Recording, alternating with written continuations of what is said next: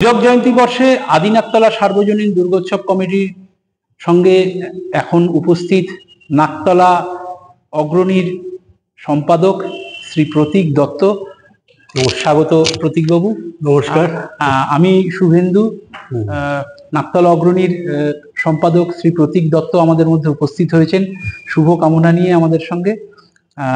আমরা অনেক শুভকামনা, আপনাদের পুজো খুব ভালো কাটুক, সকলের পরিবার খুব আনন্দে থাকুক, স্বচ্ছন্দে থাকুক এবং উৎসবে মেতে উঠুক, সেটাই কামনা। তো আমরাও আমাদের পক্ষ থেকে নাকতলা অগ্রণীর সমস্ত সদস্যবৃন্দ, অধিবাসীবৃন্দকে শুভকামনা জানাচ্ছি। দুর্গাপুজো ভালো কাটুক।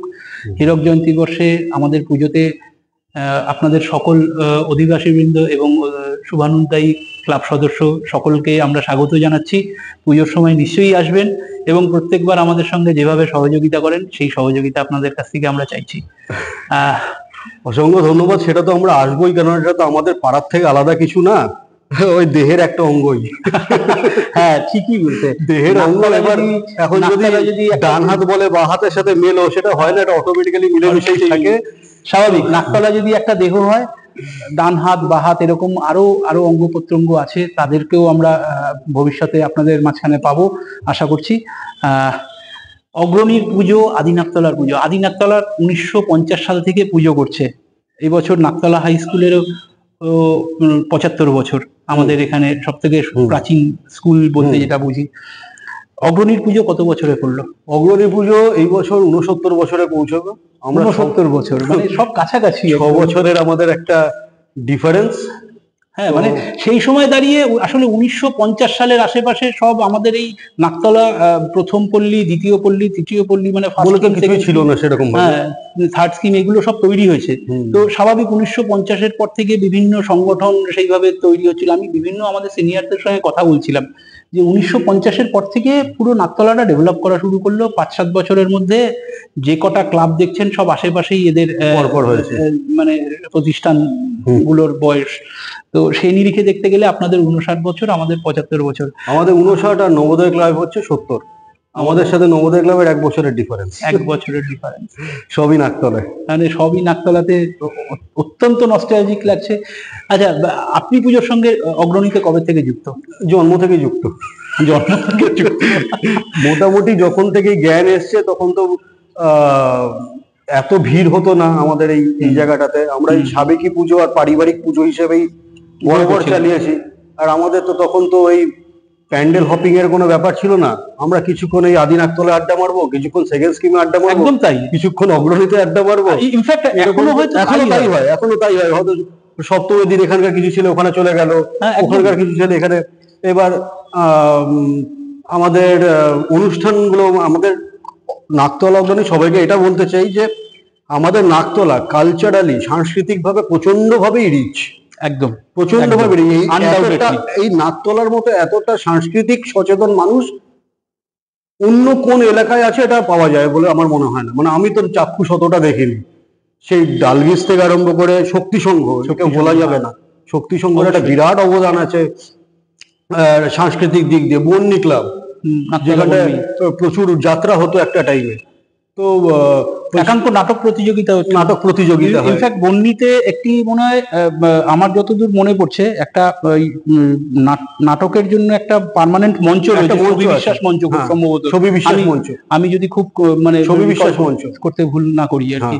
তো ছবি বিশ্বাস মঞ্চ ওখানে রয়েছে।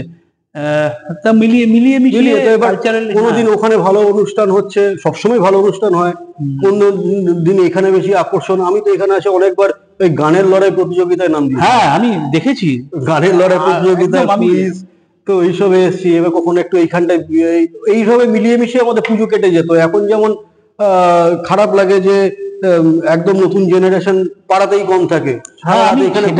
এইটা একটা কিন্তু পার্ট, মানে সেটা তোমাদের পুজো তো, যে নতুন জেনারেশন যারা রয়েছে তারা কি এখনো সেইভাবে পুজোগুলোর সঙ্গে যুক্ত হয়? ব্যাপারটা হচ্ছে যে মানে ইয়াং জেনারেশন 18-20 আনুপাতিক ভাবে কম। ব্যাপারটা হচ্ছে যে আগে যদি আমরা পাড়াতে 10টা বন্ধু ছিলাম, 10টা বন্ধুই এঙ্গেজ থাকতাম। একদম। এখন যদি ওদের জেনারেশনে যদি 10টা ছেলে থাকে, তাহলে হয়তো 2টো ছেলে এঙ্গেজ থাকে, বাকিরা থাকতে চায় না। আর ব্যাপারটা হচ্ছে যে যারা নতুন আমাদের এখানে এসছেন, এখনো মতো মানে আগে লিমিটেড কতগুলো বাড়ি ছিল, সবাই সবার সাথে মিলেমিশে থাকে। আমি কখনো দেখিনি আমার বাড়িতে সন্ধ্যাবেলা করে পাড়ার কেউ আসেনি আড্ডা মারতে, বা ছুটির দিন করে আসেনি, এখন কেউই আসে না। এটা এটা এখন ট্রেন্ড দাঁড়িয়ে গেছে, জানি না এখন ওই আসলে বন্ডিংটা অনেকটা তখন মানুষের, আমার যেটা মনে হয় যে আগে মানুষের মানে একজন মানুষের সঙ্গে আরেকজন মানুষ কথা বলছে, এত রকমের মোবাইল, ইন্টারনেট, এই ধরনের স্কোপ হয়তো সেই সময় মানুষের কাছে ছিল না।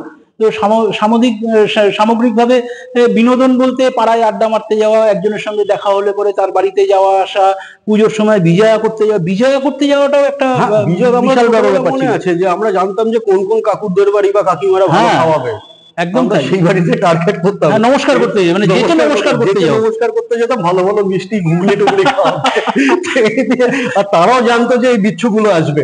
একদম একদম। তো ওই কাকিমা জেঠিমা তারাও আমাদের জন্য মেন্টালি প্রিপেয়ার থাকতো যে এরা তো একদিন আসবেই। তো একটা আলাদা মজা, আলাদা বন্ডিং ছিল। তখন আমার বাড়ির লোকরাও আমাদের ছেড়ে দিত মাঠের মধ্যে, যা ঘুরে বেড়ায়, জানে যে কেউ না কেউ আসে ঠিক শাসন করে এদেরকে বিপথে যেতে দেবে না, আর যদি কোনো অসুবিধা হয় কেউ না কেউ সাপোর্ট করবে। কিন্তু সেই কনফিডেন্সটা আজকের দিনে অনেকটাই আমরা হারিয়ে ফেলেছি, হয়তো কর্মব্যস্ততা। আর একটা জিনিস একটু জিজ্ঞেস করতে চাই, নাকতলা অঞ্চল, মানে আমরা যদি সামগ্রিক নাকতলা অঞ্চল হিসাবে ধরি, নাকতলা অঞ্চলেও তো একটা দুর্গাপুজোর ধারা, গতি প্রবাহ রয়েছে। তো নাকতলা অঞ্চলের গতি প্রবাহ, দুর্গাপুজোর যে ট্রেন্ড আর কি, তো তাতে আমরা প্রায় 75, তোমরাও 69, তো সেইভাবে দেখতে গেলে পরে একটা বিশাল সময় কিন্তু আমরা কাটিয়ে এসেছি। তো কি মনে হয় যে এই পুজোগুলো মানুষের ইনভলভমেন্টের জায়গা থেকে কতটা রিচ? মানুষের ইনভলভমেন্টের জন্য রিচ, দেখো, নাকি এই পুজোগুলো শুধুমাত্র পুজোর জন্যই করা হয়? এখানে কোনো আমরা তো দুর্গা পুজো বলি না, দুর্গোৎসব বলি। হ্যাঁ, একদম তাই। সরস্বতী পুজো বলি, লক্ষ্মী পুজো বলি, কিন্তু দুর্গোৎসব বলি। অ্যান্ড দুর্গা পুজো ইউনেস্কো তো অলরেডি আমাদের একটা কালচারাল হেরিটেজ ঘোষণা করেছে, অল ওভার ওয়ার্ল্ডের সব থেকে বড় উৎসব। তো এটা পুজোর নামে আমাদের উৎসব, এটাতে অনেকের জীবিকা জড়িত রয়েছে অবশ্যই। তো হয়তো সারা বছর শুধু উনি এটার দিকেই দাঁড়িয়ে রয়েছে। একদম। তো এটা একটা পুরোপুরি উৎসব, এটা একটা আনন্দের বাণিজ্য, যেটা সারা পৃথিবীতে বিখ্যাত। এই জায়গাটা আমি যখন দেশে বিদেশে বিভিন্ন জায়গায় যাই, সব জায়গায় একটা কথা আছে যে কলকাতার দুর্গাপূজা ফেমাস, তো গর্ববোধ হয়। আমি কিন্তু একটু গোয়েন্দাগিরি করেছি, সত্যিকারের আমি একটু গোয়েন্দাগিরি করেছি। আমি শুনলাম এবছর তোমাদের থিম হচ্ছে, এবং আমি সেক্ষেত্রে মানে পুরোটা আমি কিছুটা ইনফরমেশন কালেক্ট করতে পেরেছি, পুরোটা তোমার কাছ থেকে একটু শুনতে চাই। কি করছো? থিম না, দেখুন আমরা এখনো আমাদের থিম রিভিল করিনি। আমাদের এর মধ্যেই আমাদের মানে যিনি মণ্ডপ সজ্জার দায়িত্বে যারা রয়েছেন থিম, এবং আমাদের থিম মেকার যিনি রয়েছেন, তিনি একটা সাক্ষাৎকারের মাধ্যমে থিমটাকে রিভিল করবেন বলেছেন। তো তোমারটা একবার শুনে নি। থিম বলতে ব্যাপারটা যেটা কনসেপ্ট, আমরা ওই থিমের পুজো, টিপিক্যাল থিমের পুজো বলতে যেটা হয় সেটা আমরা করছি না। আমরা সাবেকেতেই বিশ্বাসী, একদম আমরা সাবেকেই করব। এবং আমাদের তো একটা এই অঞ্চলের সকল অধিবাসী বৃন্দকে নিয়ে একটা পারিবারিক পুজো টাইপের, একদম একদম। তো আমরা ওই অ্যাটমসফিয়ারটা বা ওই বন্ডিংটাকে বন্ধ করতে চাইছি না, কখনোই মানে আমরা ডিস্টার্ব করব না, একেবারেই করব না। থিম বলতে আমরা যেটা করেছি যে আমরা ভেবেছি এবার সত্যজিৎ রায়ের ওপরে একটা কিছু করব। বাহ, অসাধারণ।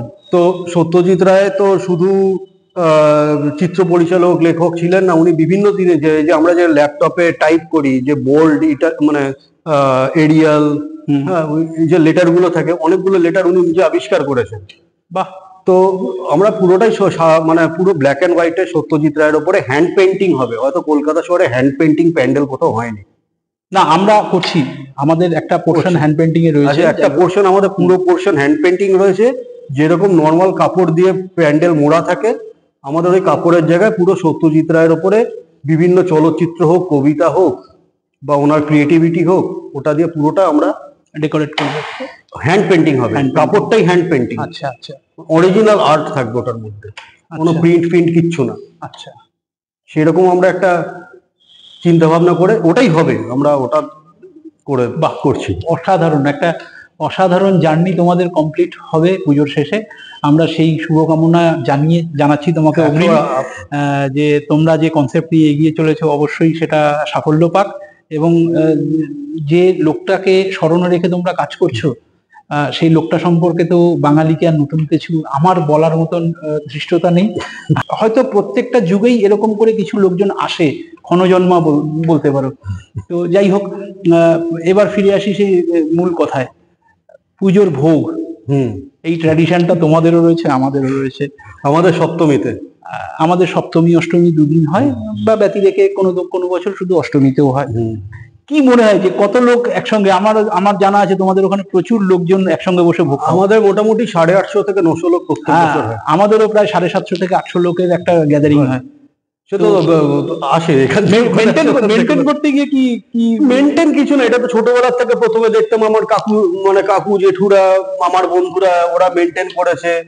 তারপর ধীরে ধীরে আমাদের সিনিয়ররা করেছে, এবার আমাদের সিনিয়ররা আমাদের কাজ শিখিয়েছে, তাদের সাথে যে বুড়োদা আছে, পিঙ্কুদা আছে, আরো এদের গাইডেন্স ছাড়া কিন্তু এটা করা সম্ভব না। ওদের যদি মনে করে যে আমি একদিনে সেই জিনিসটা পুরো করে ফেলবো, আগে আমরা নিজেরা দিতাম, এখন তো সার্ভিসের লোক হয়ে গেছে, স্বাভাবিক। মানে এতটা এখন ক্রাউডটা জাস্ট ম্যানেজ করি। তখন তো আমাদের কপালে থাকতো শুধু জল দাবা নুন দাবা, এর বেশি আমাদের খাবার দিত না। এরা অনেক কিছু দিত, আমরা শুধু নুন আর জলের দায়িত্ব ছিলাম। আর লোকে জল না খেলো, কাকু জল খাবে, মানে কিছু একটা কাজ করতে হবে, মানে কিছু যাই হোক, মানে এটা ইনভলভমেন্টের মধ্যে রাখা, ওটাই আনন্দ ছিল, ওটাই আনন্দ। তারপর পুজোর 1 মাস আগের থেকে 2 মাস আগের থেকে নাটকের রিহার্সাল দেবো। মানে তোমাদের ওখানে নাটকের একটা ট্রেন্ড। এই বছর আমরা নাটক করছি একাদশীর দিন। আরে চলে এসো, আমরা একদম নিশ্চয়ই যাবো, আপনারাও আসবেন কিন্তু। মনোজ মিত্র নাটক করছি আমরা, তো একাদশীর দিন আমরা করছি। তো আমাদের তখন নাটক হতো, আর 2 মাস থেকে আমাদের তখন খুব সিরিয়াস নাটক। এই নাটকের রিহার্সাল এখানে কিরকম মজা হচ্ছে? ওটা তো বেশি মজা হতো, পড়াশোনা 2 মাস করতে হবে না। আচ্ছা, আর এখন তো সাংসারিক চাপ, কি বলবে? এখন তো ঠিক আছে না, করতে হবে, এই কালচারটা নষ্ট হয়ে যাচ্ছে। আমার মেয়েরাও এরকম ভাবে দেখেনি যে বাবা কখনো নাটক করছে, এই করছে। তো যদি কিছুটা এঙ্গেজমেন্ট বাড়ানো যায়, আমরা নিজেরা করে এঙ্গেজমেন্টটা যদি বাড়ানো যায়। কিন্তু আগে আমাদের কিন্তু ওই বাইরের থেকে কাউকে আর্টিস্ট, নাটক হচ্ছে, নাম বলবে? দন্তরঞ্জন, মনোজ মিত্রের দন্তরঙ্গ, মনোজ মিত্রের দন্তরঙ্গ।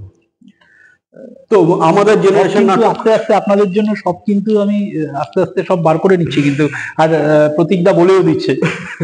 আরে আমাদেরই তো পারার, কোনো অসুবিধা নেই রাজা। এবার আগে কি হতো, আমরা নাটক করছি, তারপর মেয়েদের যারা ছিল আমাদের সমসাময়িক বন্ধুরা, তারা নৃত্য নাট্য করছে। তারপর আমাদের একদম সিনিয়র যারা আছে তারা নাটক করছে। তো এদের এইটাই হতো, আমরা তখন বাইরের থেকে কোনো শিল্পী নিয়ে আসবো আমাদের ভাবতে হতো না। আমাদের পাড়ার মধ্যেই এত ট্যালেন্ট ছিল। গৌতম কাকু আমাদের নাটকের রিহার্সাল করাতো, মানে গৌতম চট্টোপাধ্যায়, মোহিনের ঘোড়াগুলি যে করেছিলেন, একদম উনি আমাদের নাটক করাতেন। ভনু কাকু, উনিও একজন বিশাল বড় বিশাল। আমি তো সেটাই বলছি যে নাকতলার মতো কালচারালি রিচ অন্য কোনো জায়গা আছে বলে আমি আজ অব্দি, মানে ডিফিকাল্ট। মানে হয়তো নন্দনে অনেকে এসে অ্যাসেম্বল হয়, কিন্তু নাকতলা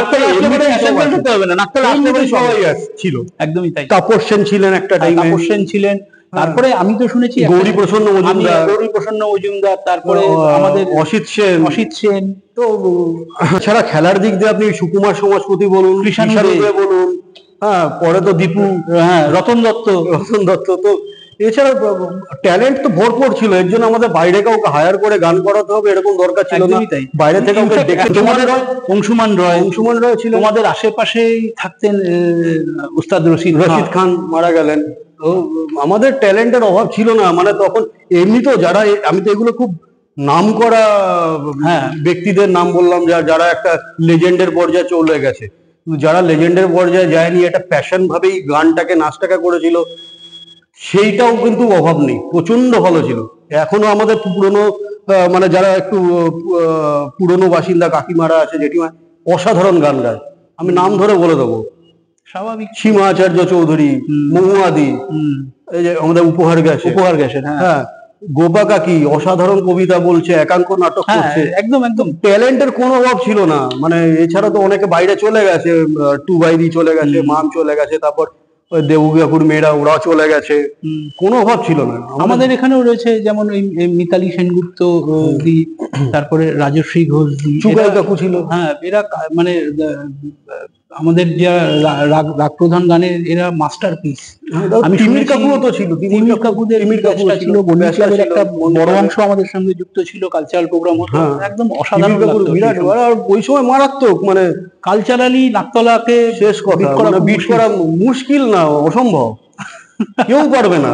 হ্যাঁ, আমি এলাকা ভিত্তিক বলছি। হ্যাঁ, তুমি আমাকে একটা নাকতলার কথা বলছি। কথায় কথায়, মানে আমি এটা শ্যামবাজারে কতজন বিরাট হ্যাঁ আছে, কথার কথা বলছি।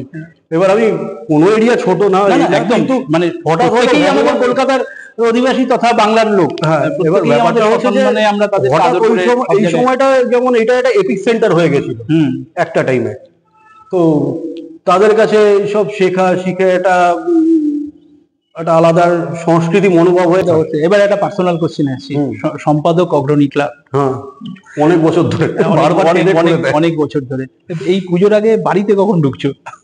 বাড়িতে অফিসের পরে, দেখো আমি বাড়িতে, আমার এই অফিসেই আমার মোটামুটি কেটে যায় অর্ধেকটাই, তার মধ্যে আমি তো কলকাতাতে 10-12 দিন থাকি না। আচ্ছা, হ্যাঁ, আমাকে পুজোটা ম্যানেজ করছো কি করে তাহলে? সবাই আছে তো, মানে আমাদের এখানটা ক্লাবের সম্পাদক মানে যে তাকে দায়িত্ব বেশি সেটা না, আমাদের একটা ডেজিগনেশন দিতে হয়, তাই ডেজিগনেশন, এছাড়া সবাই সম্পাদক। আমাদের এখানেও তাই, আমাদের এখানেও তাই, একটা টিম গেম পুজো, মানে পুরোটাই টিম গেম। পুজো মানে একটা টিম গেম, টিমের একটা সদস্য যদি একটু কম রেসপন্ড করে তাহলে পুজোর কোনো না কোনো উল্টো সবাই পালায় যে সেক্রেটারি হবো না। একদম তাই, একদম তাই। খুব ভালো লাগলো প্রতীক দত্তদা তোমার সঙ্গে কথা বলে।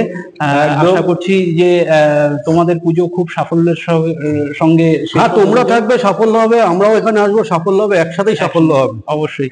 নমস্কার। আমরা মনে হয় একটা অন্য স্টাইলে শেষ করি আজকে। নমস্কার। ওকে।